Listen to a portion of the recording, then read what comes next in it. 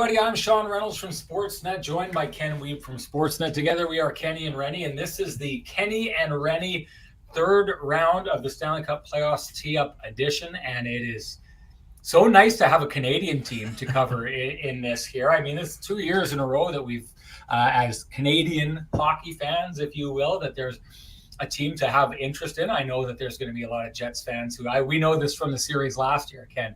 There's a lot of Jets fans that absolutely despise everything Edmonton Oilers and came up that way, honestly, by what happened in the 80s and 90s. But if you still want to have interest in really good players and Canadian teams, there's a chance for you to do that here right now. A very interesting situation going on in the Western Conference, where you've got the Colorado Avalanche, my pick to win the Stanley Cup, making it to the Final Four, facing a little bit of adversity. We'll talk about that. I thought Nathan McKinnon had a great quote when he was talking with Dan Murphy after they closed out that series about the adversity that the St. Louis Blues put them through. The Edmonton Oilers, I think, surprised almost everybody, I would say. I mean, I picked them to win the series, but I didn't pick them to win the series in 5. I don't know that there would be anyone out there who did. And if you did, congratulations on you. And then on the other side of things, Tampa looking, boy, oh boy. I mean, Colorado is still the surviving top seed and has looked pretty good. I mean, they swept one series and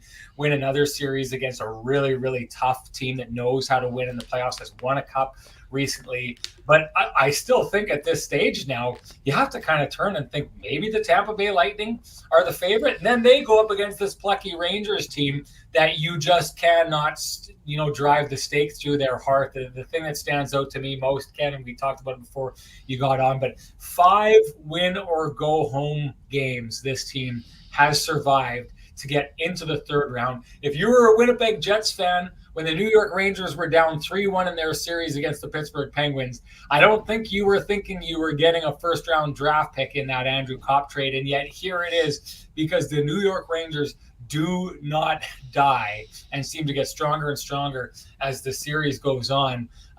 So I'm interested in that series as well, and we'll get into all this. But I mean, for me, a goaltenders duel that is going on here, a lovely coaches duel, I think, is going to be really interesting, Ken, because Gerard Gallant is a guy that I take a look at, the time that he spent in Vegas, and he's been gone, and everyone's kind of been wondering what happened in that city ever since, they went to the Stanley Cup final in their first year. And I'm sitting here thinking, Gerard Gallant, that's the issue. You moved on from a guy who is absolutely phenomenal.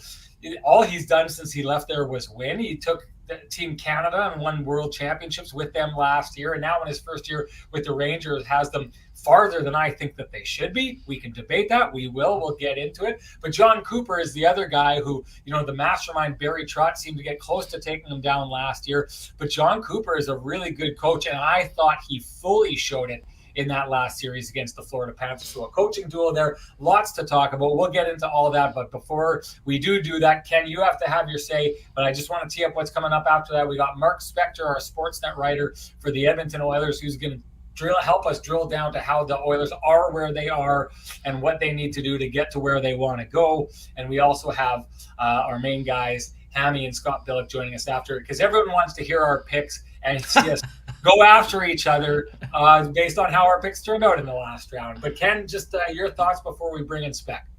Yeah, joy levels high here from Denver, the mighty downtown Weston. The city is abuzz with the anticipation here and a little bit of relief, as you touched on with Nathan McKinnon sharing with Dan Murphy. They kind of broke through their glass ceiling, but I mean, nobody plays in the NHL to get halfway to the goal of the Stanley Cup final. When you get to 8 wins, now teams want more. Neither one of these teams are happy about just being through round 2. And Joe Sakic was great talking about that yesterday. I mean, he's like, awesome that we're in round 3, but you don't play for round 3. You play to win it all. So I think it's just going to be a tremendous series. I mean, as you touched on at the East, we'll get into it a little bit more later, but fantastic matchup on the horizon. I think John Cooper's the best coach in the NHL. He's great to talk to, great to listen to, and he's done a fabulous job keeping his team ready. I mean, we haven't seen this for an awfully long time, team going for a three-peat. I think, if I'm not mistaken, it's back to the Islanders days. So In terms of this series itself, it's going to be fantastic. Pittsburgh Penguins. Sorry. Pittsburgh Penguins had won 2 in a row in the early. And, but they hadn't won 3. Sorry, the Islanders are the last team to win 3 in a row. To win 3. You said going for 3 in a row. So they did that in the Detroit Red Wings in the late 90s, did I believe. And yeah. Other than that, I don't know that there's anyone who had the opportunity to go for one. Yeah. No, all good. No, it's all good. I'm just happy that my joy level is high because I didn't get skunked in the last round. When this series was pretty rough. Yeah, I was looking like I was. You were ready to unload on me, just like after Vegas and the Islanders, my 2 Stanley Cup picks going into the year, both missing the playoffs. You were ready to take me down for my offer, but thankfully we had a nice little cushion with the 7-1 in the first round. So. Still feeling fairly decent about the picks, but this is why I don't wager on hockey, because you could have a 7-1 round and then the next round you go 1-3 and it knocks you right back down a peg. Okay, let's not dally any longer and bring in Mark Spector, who's been with us in this show since the very beginning. A guy we absolutely love having on, a guy we love working with in the background even more. And Kenny, you're a lucky guy because you guys are both. Looks like you're in the same hotel. Matching lamps and all that. You guys could be in the same room for all I know, the way this is going. But Spec, it's great to see you. Let's just launch right into this. I think to know where the Edmonton Oilers are going or could go, we kind of need to understand how they got to where they are. Now, I picked the Oilers to win in the last round. We had Eric Francis on our second round tee-up show because you couldn't join us as well, although we would have had you both on. But I remember when I said to Francis that I was picking the Oilers, he looked at me and he had genuine surprise. And I understand it because they should have had, the Calgary Flames, the better goaltending, the better defense, the deeper team up front, the more defensive team. The only kind of thing that the Oilers seemed to have going for them going into that series was the highest end star power, which, let's be honest, the way Johnny Gaudreau was playing and maybe Tkachuk, they weren't, the Flames weren't that far behind in that. A 4-1 series win is something that I didn't see coming. I don't know about you, but give me an idea of how the Edmonton Oilers were able to take a series that most people thought they would lose, and even the people who thought they would win would have to squeak by, and turn it into a very impressive near blowout. Well, I think the 2 things, how's it going, boys? Nice to see you, Sean. Kenny, I'm already getting sick of you. We haven't even played the I think what we saw, and we didn't predict, I predicted Calgary to win in 7 myself. What the Oilers did was turn the 2 biggest Flames advantages right around. Okay, they had the quote unquote best regular 5-on-5 line in the National Hockey League last year in the Lindholm, Gaudreau, Tkachuk line. Well, that's fair. I guess they were. What was Gaudreau? Plus 68 or something like that. But in that series, Edmonton's top line crushed that line, right? They didn't just edge them, they crushed them. So advantage 1 turned right upside down. Matt Tkachuk, a real smart coaching move here. Evander Kane was put up on the top line with Draisaitl and McDavid, and he intimidated Matt Tkachuk right out of that series. Matt Tkachuk had a hat trick in game 1, a wild 9-6 affair, and was quieter than a mouse the rest of the way. Didn't score, didn't fight, didn't put a glove in your face. I'm not even sure he really played. The game sheet says he was there. I never saw him. And the other thing was the goaltending. The goaltending was the other huge advantage, right? They were going to kill Edmonton in goaltending. Well, when Johnny Gaudreau had a breakaway, and he had about 4 of them, he didn't score on Mike Smith. When Zach Hyman, when Leon Draisaitl, they had breakaways, they scored. When McDavid and Evander Kane came down at 2-on-1, there was no question. There was no chance for Markstrom. The puck was in the net. So you take the 2 biggest advantages and you turn them upside down, and that's how you win a series.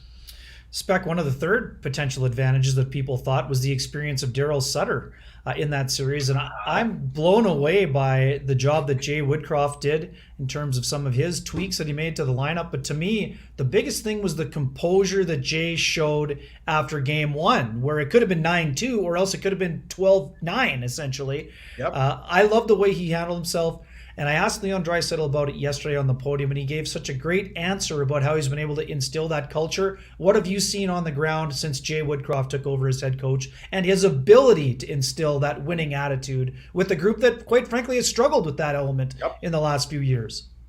Listen, when you're a coach and the game plan you draw up works, the players look at you and go, okay, that's all I need. If this guy knows how to, what the combination to the lock is, we're just going to follow it. And Mike Smith said, I think it was Mike Smith, about a month ago, he says, one thing about this guy, he says, we all go into meetings, and on the way out, we're coming out the meetings, and the players are looking at each other, and they're going, this guy's right, right? And I get it. We all cover NHL teams. We all know NHL coaches. That's not always the case.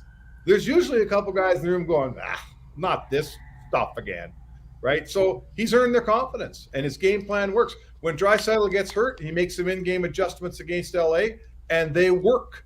When it's time to have someone to nullify Tkachuk in Calgary, he makes a couple switch arounds. He sees what to do, and it works. And I'm here to tell you, when a coach has the answer, the players don't second guess him, and there's no second guessing this guy right now. Okay, so you got a coach who has the X's and O's and gives you the game plan. That's one thing. But this is the one thing I've watched for with this Edmonton team is I've always thought maybe over the years they've been a little bit fragile. And there has been opportunity for a fragile team to shatter in a million pieces a couple of times here. So let's go start with that series against the Kings where they basically took after the Oilers blew him out, and I forget, was that game 3? Yeah, I think it was game 3, and it's starting to look like, okay, this is Edmonton's series in a walk, and then all of a sudden it gets ground down, turned into a defensive affair. Somehow the Oilers overcome that, stay in the series, play that game, and get through. Then you come into this series, and that game 1 I thought was the perfect opportunity for Edmonton to fold the tent and crumble, because they showed in that game they could come back. And then even then they could get blown out in a game like that. I thought that was time to crumble. And then another time they could have crumbled is that Mike Smith goal from the other end of the ice. This is ridiculousness, ridiculous opportunities that should have taken a team that had a history of being fragile and folding and folded them like a cheap lawn chair. They did the opposite. Who gets the credit for the sudden resolve this team seems to have? Well, it's you know what? It's sequential. Like, you're right. This has been a fragile team. Why have they been fragile, guys? Because they always break. They always lose. This team has no success. So you fall behind 3-2 to LA. So now you got to go in LA and win a game in game 6, right? And that's, it's here you are, ready to choke, ready to, what did Terry Murray once talk about? It's a choking situation. He talked about that in Philly one time. But here's my point. You go in LA and you win 4-2. And McDavid that might be the best NHL game he ever played. Then you come home and you win 2-0 and you get through that series. So now you've done it, right? It's one thing to talk about it, guys. They've done it. They did it. So you go into Calgary. You play terrible in game 1, but you come back and win game 2 on the road, right? So you do it again. We just bounced back for a second time inside a week. So now when adversity comes, you got a bit of a foundation. You can say, well, we did it this time, we did it that time. So here we are, right? You get to a 132-foot goal. You blow a 3-0 lead. There's 9 minutes left. And you go, well, hang on here. We're not that fragile team anymore. We're not the team that Taylor Hall played on here and Jordan Eberle that didn't know, if you gave them the I in the end, they still couldn't spell win, right? We're not that team anymore. And who was the better team in the last 9 minutes of that game after the 132-foot goal goes in? It wasn't the Flames. They didn't seize on that opportunity and the weakness and pound the Edmonton net and win the game like you think would happen. Edmonton was the better team. They get the goal, they win the game. So my point is this: they built a really good foundation that is tangible, that they actually accomplished. So now, they may lose to Colorado, but they won't lose to Colorado because they're fragile, because a moment of weakness crushes them. They're past that now, and in this town, in Edmonton, that's a big hurdle for this team. Spec, I just posted your column in the chat room for folks to see if they missed out on it. To me, Connor McDavid's series was unbelievable, but I loved how open he was with Scott Oake after the game, saying I was bad, not just once in the interview, but twice. Yeah. Why is it important for the best player in the league to say he was bad on one of the very few nights he was, but on the night that he still got the series clincher when it mattered most? And what kind of growth have you seen from him this year?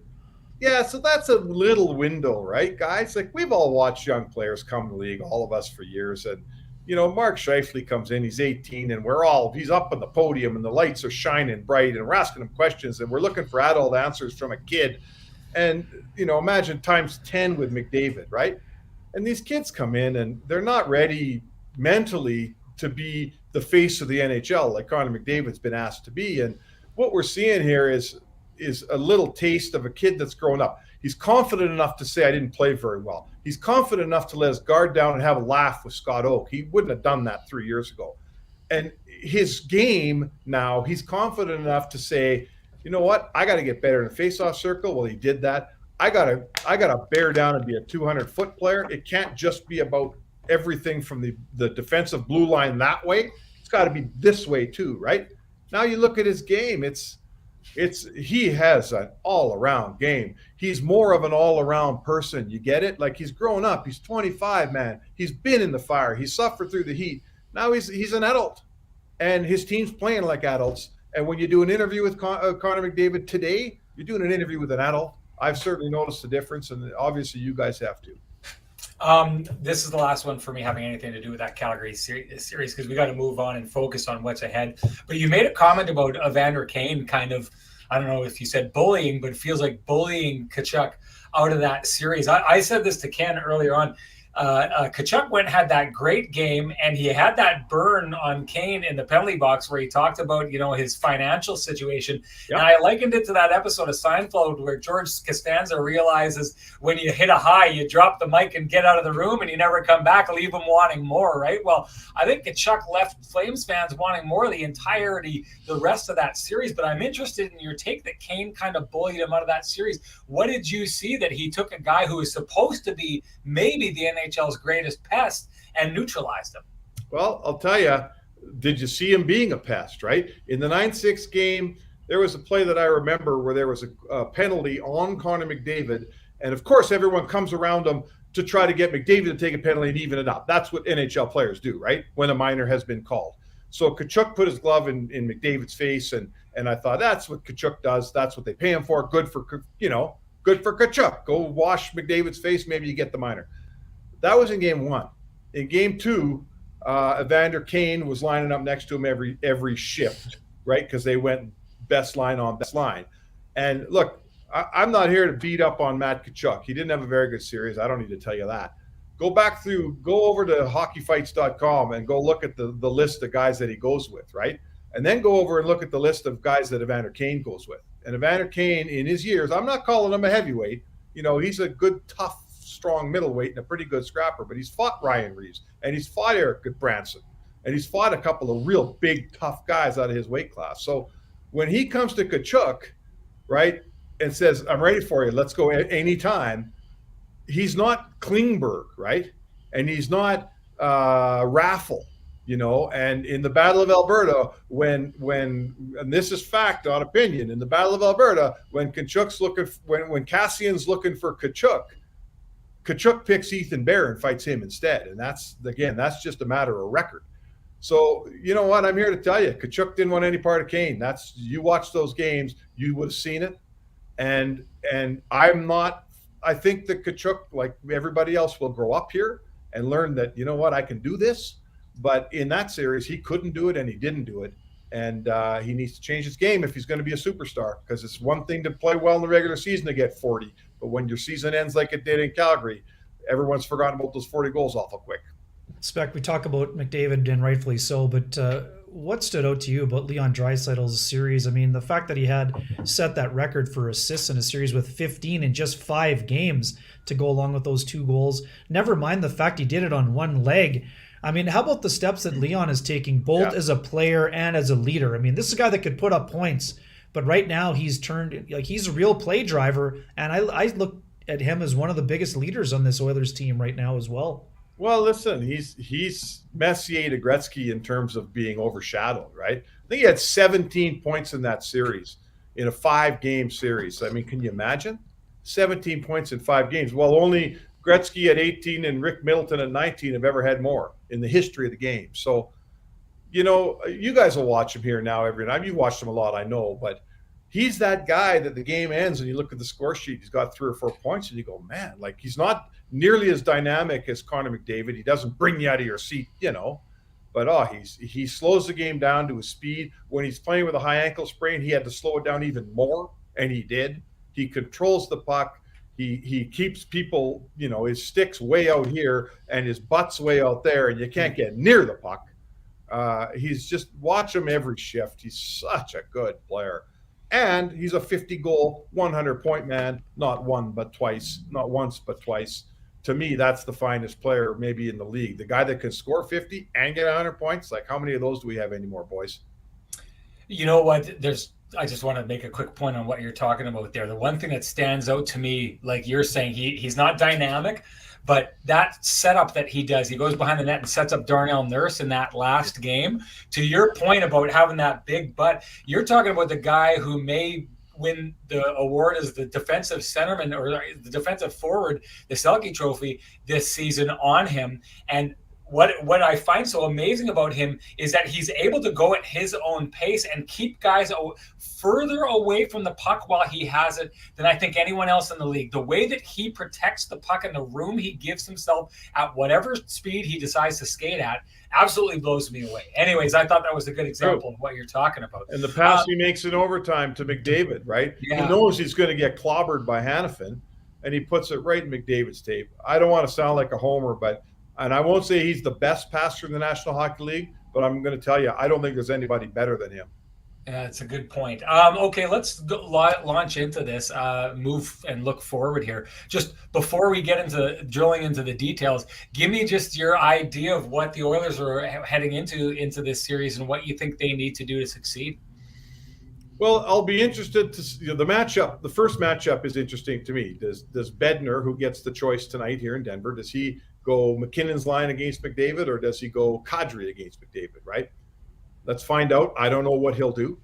I don't think that there's a line in hockey that can outscore or outplay McDavid and Draisaitl and, let's say, Kane or Hyman.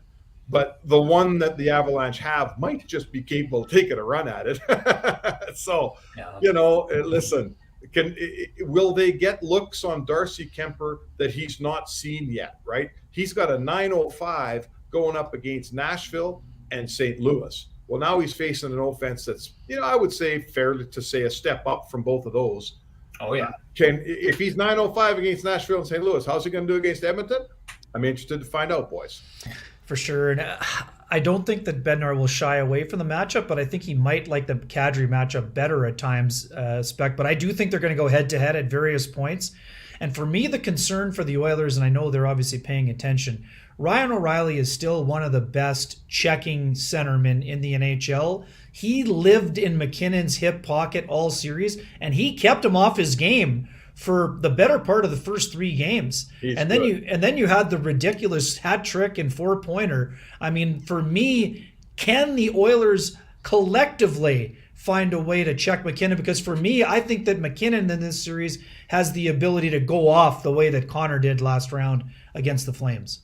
He does. There's no doubt he does. I mean, that's why if you have McDavid's line against him, if you're Edmonton, you're counting on having the puck and McKinnon not having it. But hey, listen, it gets harder, and yeah, McKinnon can win a game for you. You bet he can all by himself. I mean, I'm not here telling you can't. In the regular season, the best regular season game that I watched in person with my own eyes this year, I'm not saying there wasn't better, but I wasn't at him if there was a 2-1 overtime game in this building with Edmonton and Colorado. It was lightning fast. I mean, the game was played at such pace.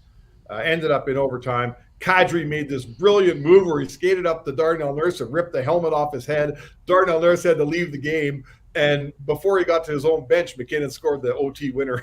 It was vintage Kadri, the smart play that makes everyone hate his guts except for his teammates. Should have got an assist. But anyway, no. Listen, this is a new world. Listen, Edmonton gave up a copious amount of chances to Johnny Gaudreau. Say what you want about Gaudreau not getting many points in that Calgary series. He had a ton of chances. If McKinnon gets the same amount of chances, I'll bet you more of them go in. I like to say we've seen Connor McDavid slip into God mode here. I feel like we're seeing something as hockey fans that, we've seen at small points in history, when, Bobby Orr was at the top of his game, Wayne Gretzky at the top of his game. I truly think we're seeing something similar to that right now. I'd say another player that has come very close to God mode so far in these playoffs is Cale Makar. How do you keep Cale Makar off the board, and who is, I mean, from what you've seen from the Oilers, there's only Roman Josi is another guy who comes to mind, but there's only so many guys who can produce from the point like that. How does Woodcroft get his boys to handle this? It's always confusing to a defensive posture when you get that much offense from the back end, right? Everybody's defensive systems are built to handle the forwards and a team that rushes at you in traditional fashion. But when you get that guy back there, now it's big wild card, right? Who's the poor winger that gets assigned to covering, Cale Makar. So listen, I've never seen a guy work the blue line and with his feet outside the blue line and the puck inside the blue line and walk the line. This is the best guy for me, it was Sergei Zubov was the best I ever saw at it. And Cale Makar is a young player who's already in Zubov territory, right? So, what do they say? You can only hope to contain Cale Makar. You're never going to shut him down. He'll be part of this thing, boys. He'll be part of it. The Oilers would only hope that in his thrust for offense, they find a little bit of offense on a counterpunch. And I've watched a lot of offensive players, Paul Coffey included. Sometimes when they're giving you offense, sometimes there's a little room behind them once in a while. If McDavid gets behind him, even Cale Makar, as well as he skates and as great a player as he is, he's not catching number 97 from behind. Spec, I'm fascinated to see how the Oilers' defense plays in this series, because every series you hear, well, the Oilers' Achilles heel will be their defense, yet it has not turned out to be the case at all. I'm really curious about the emergence of Evan Bouchard on the back end, and also the impact that Brett Kulak has had since the trade. Yes, maybe more of a third pairing guy, but how do those guys, what role do they have to play in this series for it to go well for the Oilers? Well, the one thing when you look at the Oilers' defense, it's non-traditional in terms of Darnell Nurse has been hurt, so he's only playing 21 minutes in the playoffs here. He's their top guy at like 21-20, I think. And they take 6 guys, and their ice times are a lot closer to each other. They don't have a couple of 28-minute guys and a couple of 14-minute guys. So that's one thing. I guess that tells me that they don't. If they get caught with someone else out there, then they had planned. They can handle it. A couple of factors here is Duncan Keith has been a steady second pairing guy, and he plays with young Evan Bouchard, and Bouchard's game is just starting to blossom here. He's really starting to turn into the first round pick you hoped to be. I'm going to say to you about Nurse what I say to everyone. If I was ever coaching Darnell Nurse, I would say, I don't care if you score a point for me, Darnell Nurse, even next year at $9 million. Play defense, defend, keep the puck out of your net. I'm going to play it 25 minutes. I want you to come off even every night because he skates so well. He's so big. He's such a good defender. The only time he gets in trouble is when he starts to head up ice. And Kulak is that guy that every team has a Kulak. And, I've said to someone else, find me, anyone got a kid that ever asked him for a Brett Kulak hockey card? Like Brett Kulak could walk down the street in Edmonton and would know who the heck he is. But you know what? He played 4 rounds last year, played in the Stanley Cup final, right? He came here to Edmonton, and he's played some high-pressure minutes, and he's handling it just fine. He's playing with Tyson Barrie every night, and the guy that plays with Tyson Barrie has to carry a little extra defensive burden, right? And all I know is the game ends, and I look down and think number 27, I barely noticed him out there, which is when I'm talking about a third-pairing defenseman, that's what you want to say. Spec, I loved your answer before about how the Oilers have kind of handled that, the mental block that they'd had or the fragility that they've shown in the past. This team that they're going into play has been a team. I mean, I picked them to win the Cup last year, and I feel like they've had some moments in the last couple of years where they were close, but they break right at the last second. So for them, you could tell it was a mental block that was important for them to get to this conference final. And McKinnon said as much when he was talking to Dan Murphy on the ice afterwards. He said, we needed this adversity that they got from the St. Louis Blues. I'm wondering for you, because these are still both fairly young teams, laden with superstars. They come from a place where they were bad teams for a long time, loaded up on picks that have worked out. So there's a lot of similarities between these two teams. And the fact that this mental block has existed for both is one of those. Breaking that mental block the way that the Oilers did in the Battle of Alberta and breaking that mental block the way Colorado did by making it to the conference final. What do you see those two teams getting over those hurdles doing to set up this match? Right. And you can just see what you're talking about, Sean. Like How do you go from an Oilers team that played 3 overtime games against the Jets last year and didn't get a single overtime goal, right? The Jets got them all. Why didn't Edmonton get one, right? Yeah. I don't know why they didn't get one. This year, they play they play a game that's 1-0 in Game 7 the whole night through, and they score the 2-0 goal instead of the other team scored it. They go into Calgary in Game 5 there in overtime. Edmonton scores, not the other guys. Colorado's pushed up against the wall by St. Louis, and who scores with however many seconds left? Was it Darren Helm with 5 seconds left? How does that card flip for a team? I mean, there's a thesis paper probably in there somewhere that I ain't going to write. But we have seen it in both places. I'm going to say this. Colorado's program is a couple of years ahead of Edmonton's program. They've been to the second round a few times, never get through to the third round. Edmonton hasn't. But you know what? That's all stuff that you and I and Weber talk about on podcasts. There's no program talk going on in those dressing rooms. They don't care what somebody did last year or the year before. These guys are 8 wins, 4 wins away from being in the Stanley Cup final. And all that program stuff and all these humps and all what we accomplished in years past, none of that stuff means nothing, man. These guys are all ready to win right now. You think Mike Smith cares about maybe getting another shot in a couple of years from now? Yeah. Like, this is likely it for Mike Smith in terms of a Stanley Cup shot. So it's going to be fun, and they're both as desperate as each other. I'll tell you that for sure. Spec, glad you brought up Mike Smith, and I loved his answer to that question yesterday about getting on in years, and he joked about, some days I feel 40, but it makes the appreciation of getting this far mean so much. One thing we asked about Jared Bednar this morning is, how do you think that the Avalanche will try to minimize Mike Smith's puck handling ability in this series in terms of how they attack and maybe on their dump-ins? And we know they're more of a rush team. They're not a dump and chase team. But what role can Mike Smith play in helping his defense core in terms of being that third defenseman, maybe assisting on the breakout side of things? Yeah, well, you ask about an Oilers defense that gets much, that no one thinks is that great. One thing this Oilers defense has is basically a third guy. Right? You can't just dump the puck in on Edmonton with Mike Smith. And the other thing that doesn't happen is they don't get pounded on the way teams whose goalies stay in the crease get pounded on, right? Brett Kulak doesn't have to go behind the net and get that puck and get murdered by some forechecker coming at him at 90 miles an hour, because Mike Smith's got the puck. And no one he can't hit the goalie, and he feeds it to Kulak, the puck's out of the zone, and nobody got hit. So, you know what? Mike's around here in Edmonton, I mean, I'm ready to say that Mike Smith's the best puck handling goalie in the league today. I'm what they're putting him in the conversation is in the pantheon of the, Martin Brodeur, for whom they changed the rule, right? Marty Turco, one of the great puck handlers. Well, is Mike Smith in with those guys? I mean, we can have that conversation, but it makes a difference. Like, you watch Mike Smith every night, and then the next, he plays 2 games, and then Mikko Koskinen goes in. Like, you can see a completely different defensive posture for the Edmonton Oilers when Mike Smith's playing. It's hard. It's a deal. Jared Bednar and his coaches are figuring it out. And when a Colorado Avalanche comes over center ice, he can't just rim it. He's got to do that soft dump to the opposite corner. And it's a fast game, man. You don't want too many things to think about. Well, Mike Smith gives you something you got to think about, or it'll be a distinct advantage for the Oilers.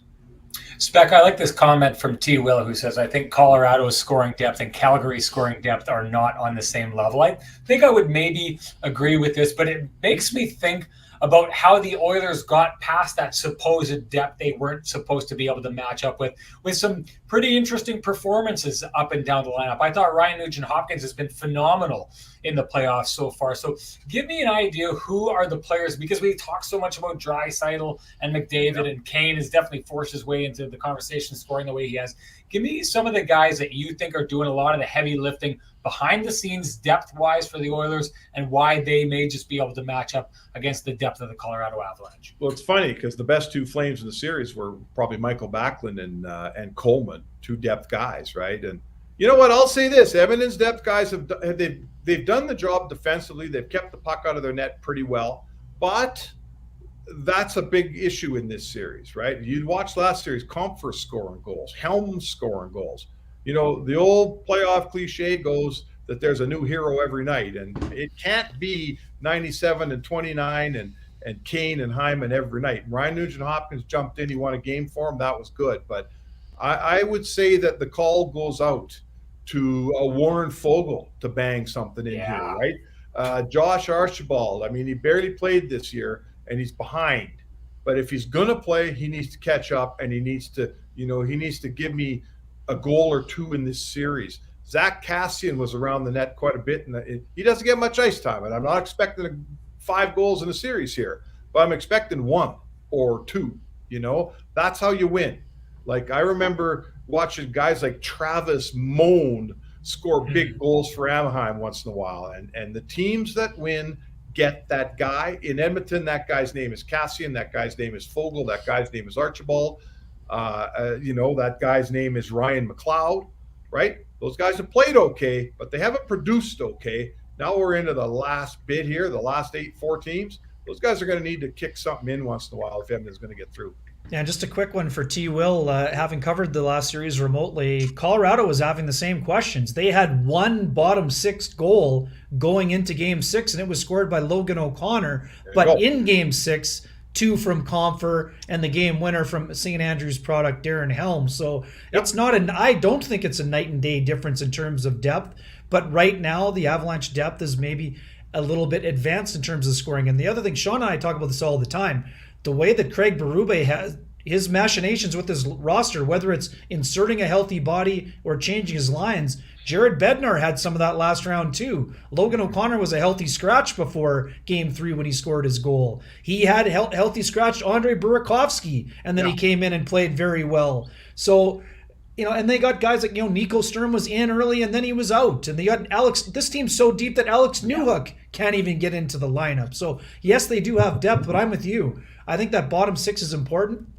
And might this, big game brass is no longer a thing, but I wouldn't be surprised if Derek Brassard checked in maybe at some point and maybe got himself one of those bottom 6 kind of goals. But anyway, we know we got to let you get rolling here, Spec. But how about a quick prediction before we send you on your way until we meet again to walk over to the rink? That's a good one. I went, I was looking good in that last round, but I had Calgary and I had Carolina, so I ended up going 2 for 2. That's better than my 1 for 3. I'm here to make you feel better about yourself. I'm just an odds guy. I'm a favorites guy. Colorado has, as I point out, their program's a little bit ahead here. They've got a little more experience in this spotlight. I'm going to be a chicken and I'm going to pick Colorado in 7. And when a sports writer picks someone in 7, it means they really don't know. They're saying they don't know. Yeah. How about you give us a quick one for the East? I can see no way that the Rangers win that series. I'd love to see them win it. I'm the guy that's bored with watching the same team in the final all the time, even though I've got great respect for Tampa. I'd love to see the Rangers make it through. Tampa's going to win it in 5 games. Okay. All right. Good stuff. Spec, always a pleasure to have you on. Enjoy your time down there. Ken, that breakfast place, make sure you take them to it because it's supposed to be amazing. If you haven't gone there already. Snooze AM Eatery and also Denver Biscuit Company. We got a couple of good options here before the series is over. You got a little bit of time here, Kenny. We've got a little bit of time. All right. Thanks, Spec. Enjoy the series. See you later. All right, boys. All right, let's not make them wait any longer. We got Scotty Billeck waiting, and we also got Hammy bringing the hammer. Great to see you guys. First off, we have to just chat a little bit about what we did in the last round. Do we have to? Oh, come on, let's go. Last round? Billeck needs to be able to brag. You got to let me brag here. Scotty Billeck was that close to being perfect. He and I both picked Carolina over New Jersey. Gee, New York has blown me up here twice, and I was so sure that they were done both times. I was like, okay, fine, moving on. And they kept blowing me up here. But Scotty, you went 3 for 1. You had all you had wrong was New York losing to Carolina. Other than that, you got the series. Hammy, remind us how you did. I want to say 2 for 4. Is that what you did? I definitely picked Florida, so I didn't get that one right. I definitely picked. You had Colorado for sure. Colorado for sure.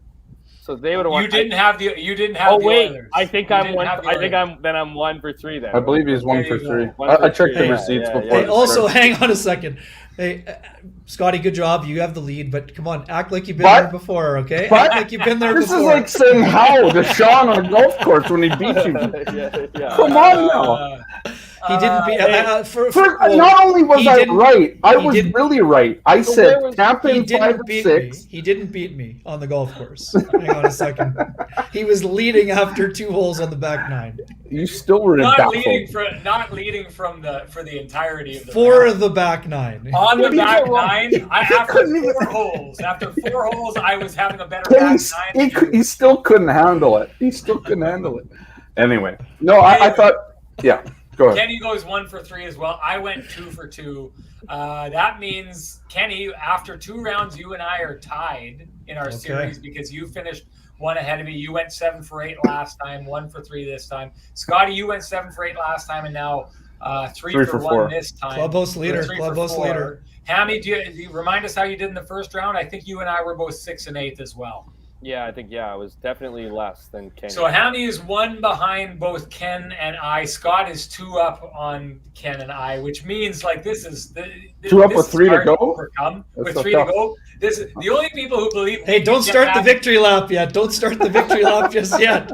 The only people who think that we can get back and beat Scotty Billeck here are the people who still thought the Jets could make the playoffs with like 10 games to go in the season when all the numbers are saying otherwise. But Let's launch into it. Hammy, I'm going to start with you, and let's start because we're going to want to dig into the Oilers series a little bit more. So, give us your thoughts on what you see coming out of this series between the New York Rangers and the Tampa Bay Lightning. What do I see heading into that one? Yeah, I Go I for it. see a team that is about to face a really, really, really good goaltender in Andre Vasilevsky. So, and a team that is rest and certainly do not be taking my advice down the stretch here. I thought that Tampa Bay was going to be fatigued, that it was going to be, they hit the end of their road. They just hit the ground running in that series. There was no doubt about it, no question. I feel like the three-peat is as real as it's ever been. And I think the Rangers are going to have, a lot to handle with them, but they were, especially going 7 games. I mean, that wasn't an easy series for the Rangers. That wasn't, and Carolina is a tough team. They're a hard checking team. They looked a little bit different than their usual selves, I would argue at times during this series. However, they're still a good team nonetheless. So I'm not suggesting that the Rangers in any way are they shouldn't be someone to watch and someone to be worried about. When you look at a team go 4 straight versus a team that went down to the dirty 7, it's tough to look at the Tampa Bay Lightning and not see them as clear advantage for them. What strikes you about that series, Scott? Yeah, I mean, Vasilevsky versus Shesterkin for the best goalie in Russia, probably the best goalie in the world. I think there's bragging rights there that extend beyond just the NHL. But no, I just think Tampa's they found their stride, right? I mean, they took it to Florida, and it wasn't even a contest, right? Like there was no signs to Florida that they shut down the top line. And Bob wasn't that great in that series. And so you're coming into a series with a team that's played, 14 games now in these playoffs, is going to come off of 1 day's rest into this series.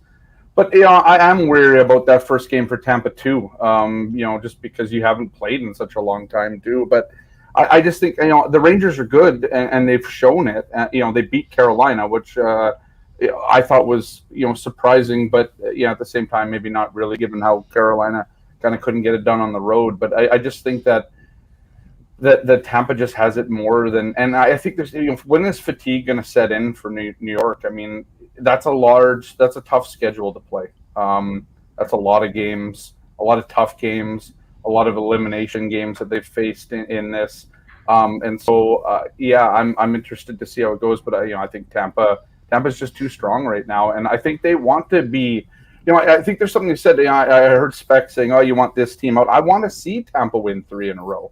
You watch sports for moments like this. You want to see history being made. You want to see, things that haven't ever been done before. And in the salary cap era, it hasn't happened where a team has won 3 straight times. And I think, it's almost like this trifecta where they win through a bubble, they win through a COVID season, and now they would win during a full 82 game series. I think that weighs on Tampa too. Not that anybody says that those past two cups are diminished, but if they can say they won it in this situation and that situation now, and just in kind of a regular kind of normal, I guess, season as much as it was, I think that's something. And I think everybody on that team and Steven Stamkos that talked about this last round or before last round, talking about how they want it, they want this, and I think there's something to be said for that. And yeah, they're just that good. They are. And the one thing I would say about the Rangers that would concern me if I were John Cooper, it'd been a pretty quiet playoff for 50-goal man Chris Kreider, but in the biggest game of their season, he comes up with 2 big goals. If the Rangers are going to have any chance, they need Chris Kreider to be an offensive force as a power forward. They need Mika Zibanejad playing at a high level. And they need more from the bread man. Artemi Panarin has not arrived. He needs to wake up. Yeah, Game 7 goal, absolutely.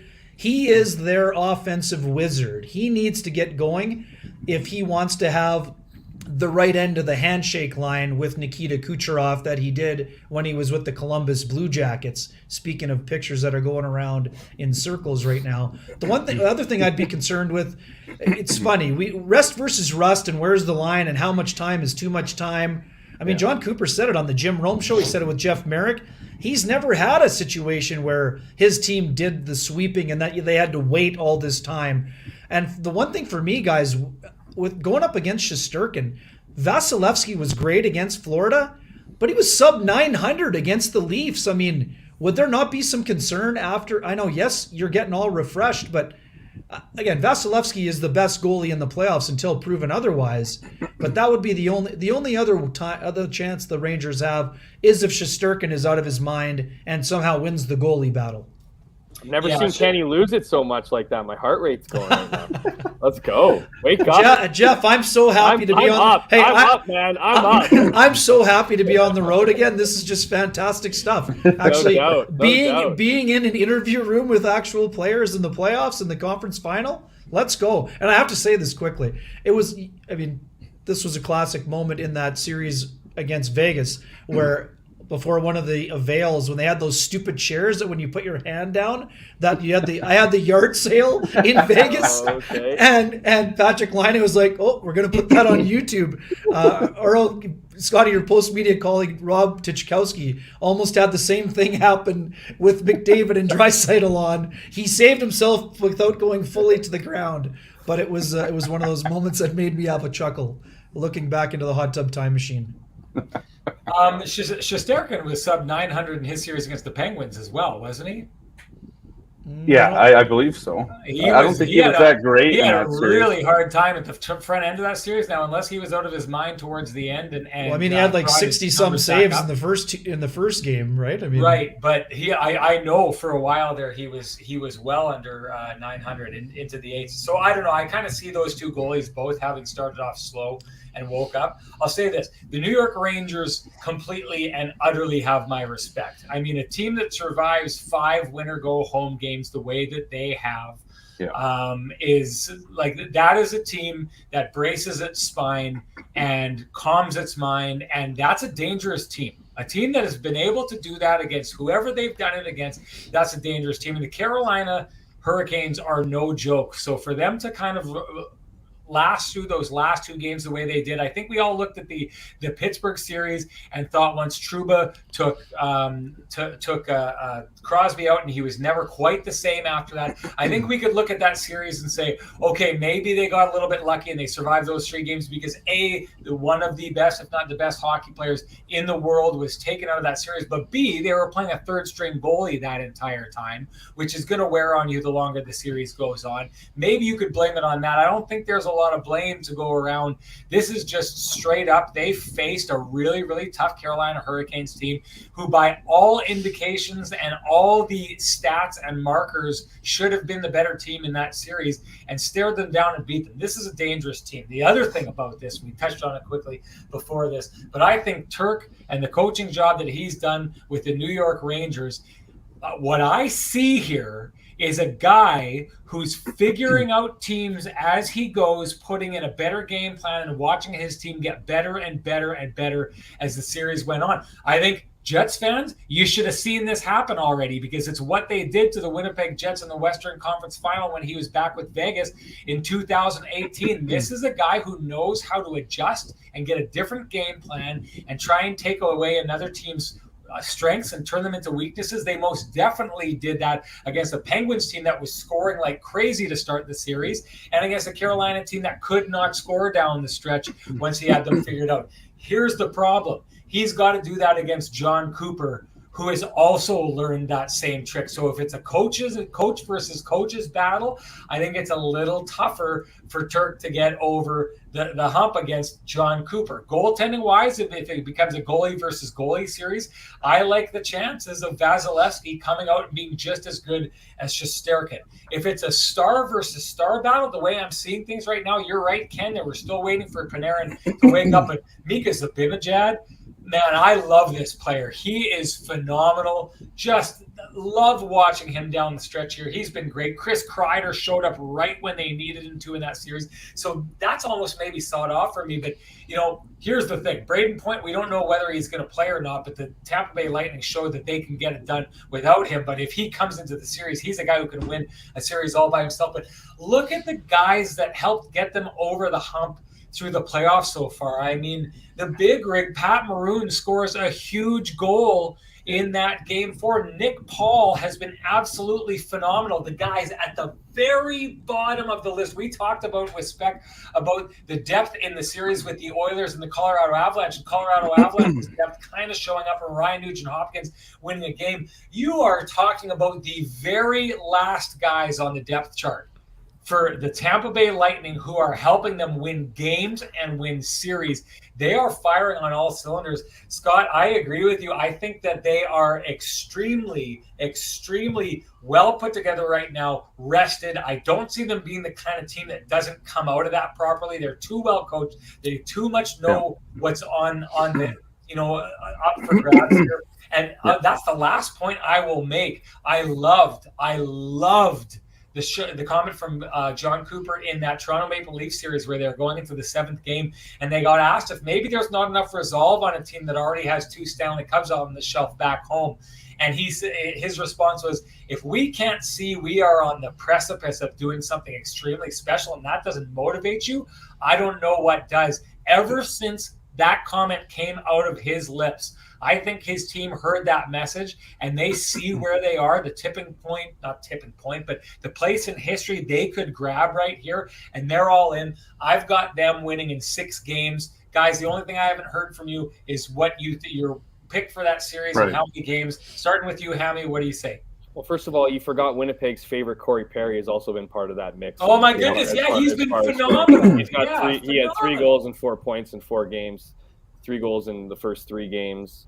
So, and certainly, that's I'm going to have to go against my belief last round, believing that the Tampa Bay Lightning, yes, I said that they would run out of gas, have nothing but gas, and so I'm gonna roll with them. I just think they're, I hope the Rangers push them.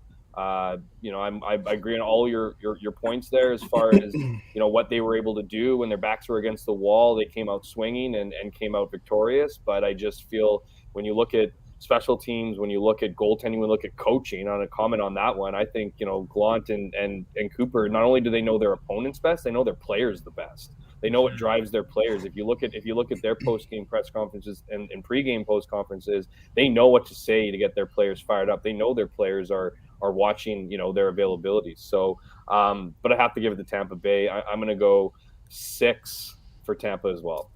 Scotty? Yeah, I'm sticking with Tampa Bay, and I'm going to say 5. And it's, I don't think that's too far out of the realm. I just think they're just too good. So, Tampa and 5. Cooper's not ready to give away the mantle to Gallant. Gallant's been good, don't get me wrong, but I think Cooper doesn't just ride on the fact that his goalie's good. And anyways, I'm not going to go off onto that. But Tampa and 5. Ken? I'm tempted to take the Rangers. They have that Montreal Canadiens feel, and it would probably be the only way that I could catch Scotty if I took the Rangers. But in spite of all of those things, and the way that Jacob Trouba and Andrew Kopp are playing, but I'm also going to take the Lightning in 6 here. Okay. I'm gonna. You heard it here first. It's my cop-out answer, even though You heard it here first. Put your house on it. I don't think I can lose now that you've taken that. Just so you know, we can tie now, but I don't think I'm a little worried. I'm a little worried. I've aligned with the guys who went 1-3 in the last round on that. Yeah, no doubt. Hey, Well, as Waiters mentioned, I probably screwed over the Town Bay Lightning. So put your house on the Rangers. You'll get good odds.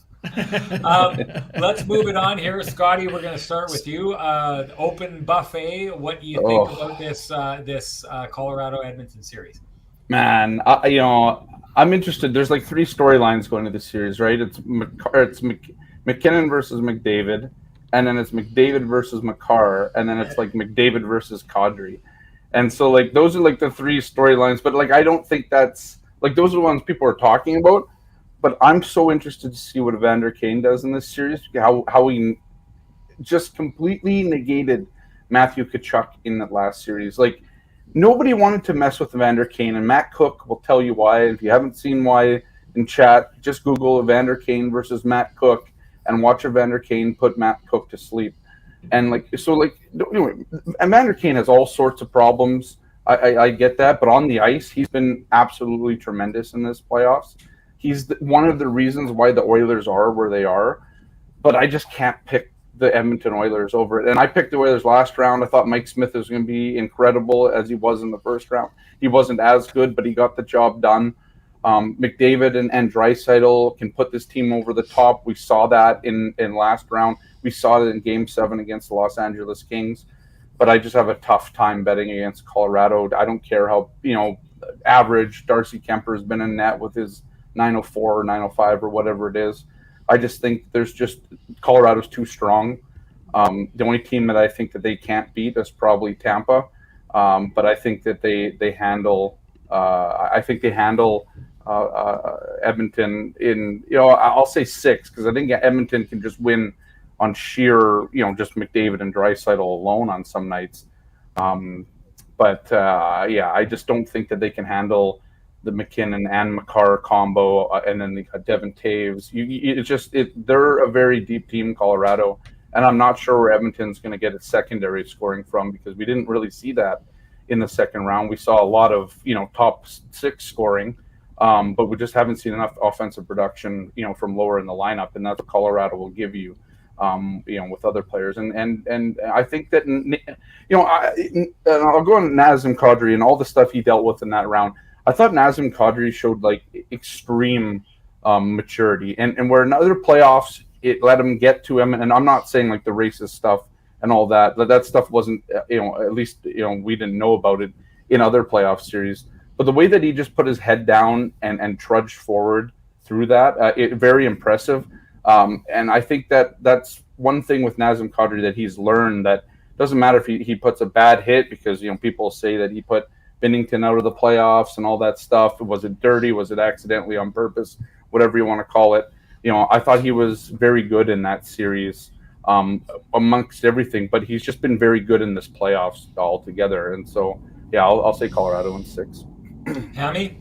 What he said. No, you know what? I buckle up for this one. This one is going to be a clash of the Titans, because as Scotty mentioned, I don't know who can stop Connor McDavid in what seems to be just as motivated as he's ever been.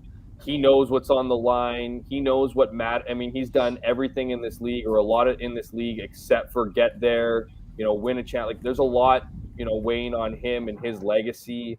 I'm sure he'll do lots of great things, but it's just all those years of those, you can call them wasted years of having the best players in the world. It all seems like it's coming in, and then to have a guy like Evander Kane riding shotgun with those guys and producing the way that he's producing, I mean, that's just a dangerous group of players. They're believers. They shut down a Calgary team that many people thought were going to not roll over them, or at least I thought they were, but as we know, my picks mean trash, so don't take those ones. They just were a convincing team. I don't even know how to gauge them now. I mean, they're, and so then you move over to the Colorado Avalanche, and they're riding high off emotions, right? I mean, that it's not like as great as Nazem Kadri has been, and he's certainly been incredible. And I echo all the sentiments and comments that Scott made about, what he's had to face and how he's answered. I mean, they got a very, very talented team behind, in and around him, and also a team that's inspired by him. Nazem Kadri is a guy who's very well respected in that locker room. If you don't think that guys are coming out and battling for him too, that's exactly what they're doing. So you look at that group, and if you want to look at the different areas, I think they match up pretty well. I think they're capable of shutting each other down. How that will look, I don't know. Are we going to get this absolute crazy goal scoring situation? Are we going to get lower scoring games? I don't know. But, I think the X factor is going to be Mike Smith. Like, I don't know, is he, if he can play at the top of his game, I think Edmonton has every chance to compete and win this series. If he doesn't, I think that might be, as well as guys like Matthew Tkachuk and Johnny Gaudreau all played in the regular season and racked up points and scored. I think that the Colorado Avalanche are a completely different beast. And so you look at the way they score, you look at they can take over a game, but there's also, I look at the Colorado Avalanche and they got some cracks in their team too. I mean, we watched what should have been a historical moment from the Colorado Avalanche when Nathan McKinnon scored that hat trick goal, and then they lost it. You know what I mean? Like, so they're not perfect. So it's hard to look at this game. I don't know who it's going to be. I'm going to go Edmonton because I don't have a choice to catch up to Billy unless I don't. I'm taking Edmonton in 7, which will probably cement Colorado in 4. But here we go, Edmonton in 7. Let's go.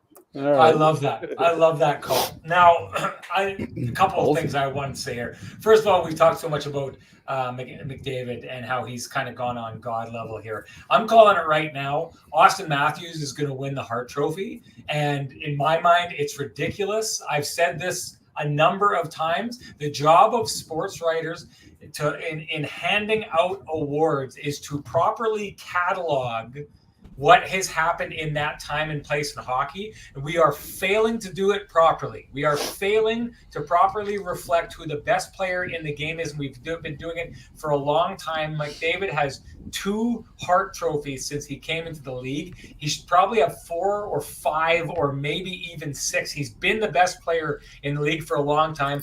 And it's going to happen again this year when we fail when he's failed to be named the MVP of the league, because like I said, I think it's going to go to Austin Matthews, and this I hope is just standing out and shaming the writers who are getting this wrong time and time again. I'm entirely serious about this. This is ridiculous that the best player in the world can't win the MVP trophy, and sports writers keep nitpicking and making BS, in my mind, BS little equivalencies and stuff like that. I go back to the year that Taylor Hall won it, and they wouldn't even nominate him as one of the top 3 because he didn't make the playoffs. And the 3 guys who did get nominated went to the playoffs and won one playoff game combined between the 3 of them. Good thing we kicked them out of the conversation at that time for that. It's happening again. And what you are seeing right now is Connor McDavid undoubtedly showing you what the writers continually fail to capture, is that he's the best player in the world. Let's get that right going forward, everyone out there. I'm glad Kenny was back for this. I'm just glad Kenny was back to hear that rant, because it's true. To get back into it's this. True. Hey, hang on a second here. John Gibson. As the head of the PHWA Winnipeg chapter. Oh, what does that mean? Part of the rebuttal. Sean, one of the years, McDavid wasn't even the best player in his own team. Yeah, Draisaitl was. That's the 1 year. That's the 1 year. Scott, ask the people that are around him, buddy. Draisaitl doesn't have half of those 50 goals without McDavid. The 1 year when McDavid was hurt, Draisaitl was the best player on his own team. Ask around from the people who watched him. For how long? I go to Hockey Reference, go and look at the goals from that season that Draisaitl scored, and then count how many assists that McDavid had on those goals, and then come back and tell me if that's still true. Personally, I think both those guys are overrated. You know what I mean? Anyways, it's also Sean. And also one other point before we move on. It's not the best player in the league. That's not the wording of the trophy. Yeah, that's Most valuable. That's getting ridiculous. No. It's the team that's adjudged, or the player that's adjudged to be most valuable to his Their team, right? And so this is because Connor I agree. McDavid isn't very valuable to his team. Right, and so I agree with Sean. I voted Huberdeau number one because I thought he was more valuable to his team than him, and then I put Shesterkin as 2. Either way, it doesn't matter. But my point: this is the problem with the Norris Trophy too, because the Norris Trophy always just goes to the guy that scored the most points. It's always like that, and I don't think that's determined. Not always like that. It is always like that. You can say often, but you can't say always. But my point is, if you're the best defenseman, it's going to be Yossi this year, and I voted Yossi too because he's good. He's a pretty good defender. But when Adam Fox won, people like put their it got all in panties in a butt. No, that's not. I shouldn't say that. People got upset about it. And it was because his analytics and people didn't see it. But it's like he plays good defense. I don't understand. Anyways, I agree with Sean. I think that we get it wrong a lot of the time. I took it off course. I'm just gonna say this.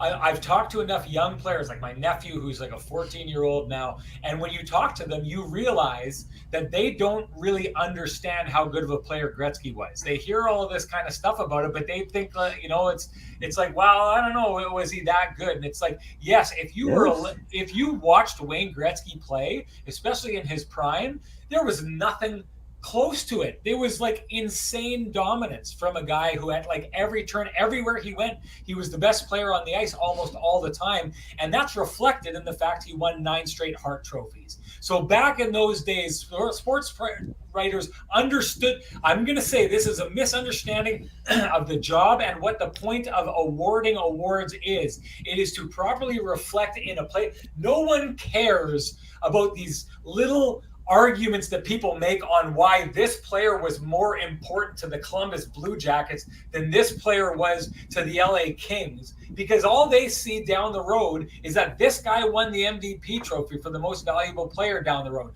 All these little arguments, I think, are ridiculous. Players or writers need to be wrapping their heads around the idea that you take the best player in the league and you give him that trophy, and that wording is ridiculous, and the only people who take it seriously are the guys now who are trying to make some kind of ridiculous comment so that they seem like they know something else that other guys don't know. That's the way I take it. Anyway. How many years did the Oilers miss the playoffs when Gretzky was where they were winning those 9 Hart trophies, Sean? Well, in a league where there's 21 teams. How many times? In a league where there's 21 teams, it's not that hard to miss. 0. Right. That's like saying that CFL when you miss the league. That's a false equivalency. Anyways, let's move on. It is. It's a false equivalency. It's a 32-team league now versus a 21-team league. Right. There's like 5 teams that didn't make the playoffs back then. If you didn't make the playoffs, you were atrocious. Okay, Sean, how many years were the Oilers near the bottom of making the playoffs? They were one of the best teams in the league, and he was the best player on one of the best teams. And if the writers of today were back then, they would say Gretzky's not the most important to his team because he could win where they could win without him, which they did afterwards. Feels like there is a lot of same writers back then that there is today. Anyways, moving on. Let's break it down. Who's still around and still voting? Moving on, I'm going to go into this series. The one thing that I think is really interesting about this, the Edmonton Oilers, who I believe, I think the way they ended the season after Jay Woodcroft came on, the only 2 teams in the league who had a better record than them were the Colorado Avalanche and the Florida Panthers. So this really is not as much of a mismatch as maybe people would have thought it was from the outset. You talk about teams and you want them playing their best hockey going into the playoffs. Well, the Edmonton Oilers going into the playoffs are in the realm of a team like the Colorado Avalanche in the results that they've been getting. The one thing that I can't figure out about this Edmonton Oilers team, and Ken, I texted this to you right before they came back and beat the Calgary Flames, but in that last game 5, Calgary goes up 2-0, and they're playing a real grinding style. And I texted Ken to say, they finally get it. Like, you can't get into a track meet with the Edmonton Oilers because you can outchance them 4-1, and you're going to lose that game because that's how good Connor McDavid and Leon Draisaitl are. And then for whatever reason, all of a sudden, go back and watch that game. Calgary starts trading chances with the Oilers all over again. They don't shut it down. They get into that. What amazes me about this this Edmonton Oilers team is their ability to kind of draw their opposition into a track meet, to convince them to play the fun brand of hockey that they want to play. The Jets didn't do it last year, and they swept them 4 straight. The LA didn't do it, and they took them to 7 games and almost knocked them out. But I've seen it down the stretch. Other teams just seem to want to fall into this. And I think it's going to be a very easy trap for the Colorado Avalanche to fall into. I think they're going to want to play a track meet style against this team, especially coming out of that suffocating St. Louis series where you can tell, I didn't think that I know they won, but Colorado did not look comfortable to me in that series at all. They don't want to play that. They want to play the style the Oilers are playing. Here's the deal. The Edmonton Oilers, I think, can win some games just based on the players that they have alone, the star players they have. They can win some of those games doing that. Colorado, though, I think is so deep, so good on defense that even if it does end up being a track meet series, which I think it will be, I think Colorado can still come out on top with their depth. So I'm calling Colorado in 7. Ken, you get the last word. Yeah, Colorado in 7 also. We're going to agree. This is one thing we're going to agree on, which we often do. I think it's going to be a fantastic series. What I would say would be one thing that I'm going to say differently, Sean, with what you're saying. I think the Avalanche are comfortable in a track meet, but I think that we're discounting their willingness to check. I mean, there were times down the stretch where it gave them some trouble. Colorado, I think, is best in the NHL in the playoffs. They're only giving up 27 shots on goal a game, and not a ton of them are of the high danger variety. Did they have some bad breakdowns that led to goals? Absolutely, yes. And is that going to happen in this series? For sure. Like, this is not a team that plays defense like the New York Islanders did when they made the conference final 2 years in a row. But they are committed to defending, and you're going to have to be in this series because of, as you mentioned, these are two teams that love transition offense and feeding off bad puck management. So that's a huge factor for both teams. We talked about it with Spec. I mean, can Duncan Keith and some of those defensemen, we know what Darnell Nurse did. I mean, the one game against the Jets, he played more than 40 minutes, right? The one double overtime game. But can you do that at that sustained high octane level of pace? That's my biggest question mark. Mike Smith, can he steal a game or two? Absolutely. I mean, the Oilers are not going to be, the undercard in this series. They've got plenty of offense. But to me, I just think that, like we talked about earlier, the Avalanche program is just a little bit more advanced. I mean, that doesn't mean the Oilers can't win the series, because they can. I just think that the chance for the Avalanche to exhale now after finally getting over that second round hurdle, that will allow them to maybe push through. I see Nathan McKinnon having a breakout series. I don't think that either Ryan Nugent-Hopkins or Connor McDavid's line is going to be able to wet blanket things for McKinnon like Ryan O'Reilly did in the last round. But as well as O'Reilly played, McKinnon still had, I think, 10 points in the series. So, I mean, that's exceptional at a time when you're getting checked by one of the best two-way centers, and he still scored one of the best goals in NHL history. Yeah. So to me, and my other big thing about the Avalanche, Mikko Rantanen, guys, 1 empty net goal in 10 games. This guy led their team with 36 goals and 92 points. He has 11 points in 10 games, but I covered that last round remotely. Mikko Rantanen is not playing at his MVP-like form so far, but maybe for him getting into the third round allows him to take a breath. And my other X factor for the Avalanche is Valeri Nichushkin. We looked at the morning skate guy. I mean, we know he's a big guy. This is a big, powerful guy that can get to the net. He hasn't really got himself going offensively yet either. I think that he's poised for a big series. But the other thing for Edmonton, and Scotty, you touched on it, and so did Spec, I don't know that the Avalanche have a defenseman that can contain Evander Kane. His ability to get to the net and score, but also play a physical game against those younger kind of defensemen, not younger necessarily, but young and undersized and fast. I mean, Josh Manson plays a physical game, so does Eric Johnson, but I mean, I don't think those guys are going to be playing a lot against Kane and McDavid and Draisaitl. So for me, I think it's a far closer series than some think. Jay Woodcroft is doing an exceptional job, not just on the podium, but with his ability to connect with his players. Leon Draisaitl gave a great answer to my question yesterday about instilling that winning culture in such a short span of time. I just can't wait to be in this building. I think Scotty, you were there in Colorado once this year, right? I mean, Ball Arena is absolutely bonkers. I was there once. Jeff, you were there too.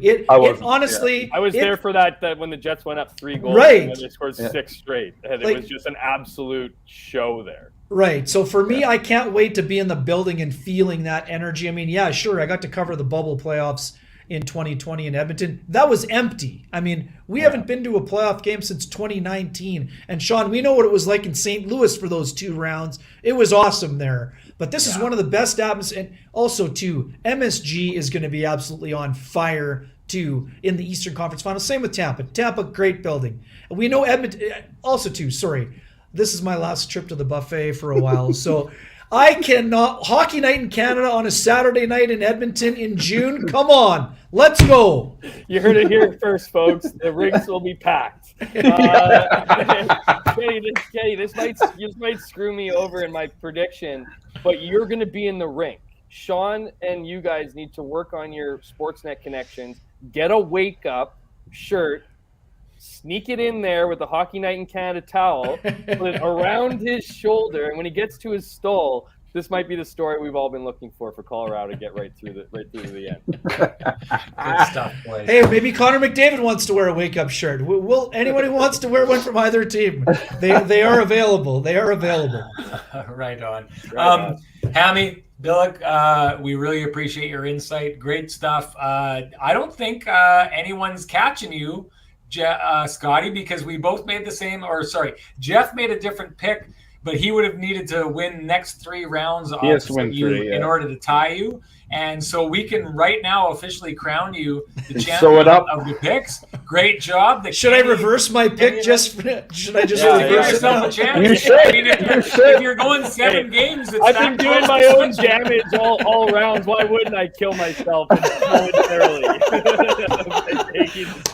I would much rather be right 2 more times than to just hand over the belt. Not me. I'm switching my pick. I got Rangers in 7.